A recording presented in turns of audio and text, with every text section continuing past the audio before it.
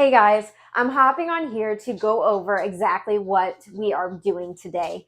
This game is going to be played in silence, so it's a lot of thinking for our dogs. And it's also great for us if our dogs need to be exercised, but it is too hot or we are too tired to do anything to help them out. This is called the Vito Thinking Game. And I really want to emphasize the thinking portion, which is why this game is in silence. I'm going to show you exactly how I play, and then I'm going to voice over exactly what I'm doing, just so that you guys can get the context. But I am silent the whole time I'm playing this game. And that's because I want my dog to think it out. I want my dog to figure it out. Basically, in in a nutshell, we're going to have some type of object that our dog is going to have to run around back and forth in order to get some food. And they are going to have to do that all on their own with very little instructions from us. Some dogs pick it up faster than others. Go at your dog's pace, and I hope you guys really, really enjoy this game.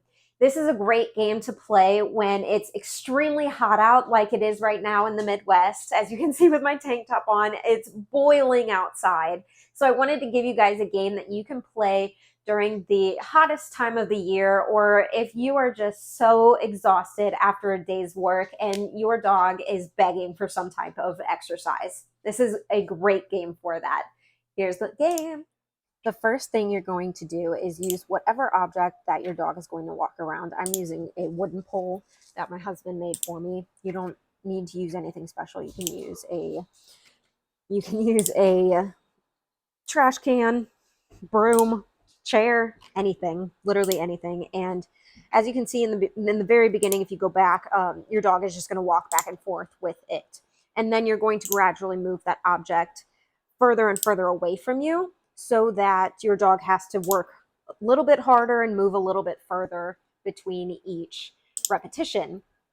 What I want to really emphasize is that each dog is different. So you'll see with Mufasa, I started extremely close up. Part of that was so that I could show you guys exactly how to start. Another part of that was because that this game is not Mufasa's favorite. One way I helped him enjoy this game a lot more is with a clicker. So every time Mufasa would hit the or go to the object, he would get a click and then race to get the reward by my side.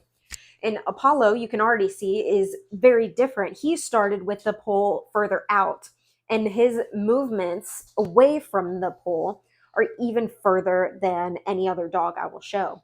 And that's because he is so big. So I'm adjusting how I'm playing this game based on my dog's size, as well as how they learn. With Mufasa, I'm not, or with Apollo, I apologize. I'm not using a clicker as with Mufasa, I did. And my movements with Apollo are much bigger. If your dog is a lot smaller than mine is, or if your dog is even just a normal size, your movements may be even shorter. You can see even I struggled with this. And at some point, if your dog cuts through or cuts across, then they're just not getting that reward. A couple of times it's happened so far. I must have missed it talking through something else. But this is Gus. Gus is starting, he's a younger dog. He's a crazy lab. And he is starting out a lot closer to me as well. Not as close as Mufasa because he has played this game as well, but he's still pretty close because I want to manage his arousal level. If he gets too crazy, then he is going to be all over the place, running all over my basement, being an absolute nut, which is fine. It's fun, but for this exercise, we want it to be somewhat controlled. And almost because of his size, this way of turning is even just a little bit too much for him. So moving it out might help a little bit in that aspect. You can see here he got confused, laid down. I didn't say a word to him. I stared at the pole and I let him think it through. Eventually, he just turned and figured it out for himself. There was also one point that I just missed where he ran off. That's because a piece of food fell out of his mouth, but he came right back, engaged in the game, and I didn't need to say a word to him either. Really, really love this game because it's something I can do while watching the TV. I was recording this for video purposes, but so I wasn't watching anything, but I really, really love this game for that as well. And here is Atlas. Atlas also started further away because he's a cattle dog. He learned this game so quickly, he picked up on it so fast that if I were to do the previous levels almost where the pole is closer to me, he would have laughed at me and blew me off and said, "This game is too easy. I don't want to do it." So again, I'm adjusting for the dog in front of me. Atlas needs that challenge, so I give it to him. If it were too hard, I simply would move the pole closer to me. Um, and then with Atlas, I had another thought, but it totally left my brain. But I also try to keep things as fast as possible with Atlas so that I can get the movement that he needs and requires.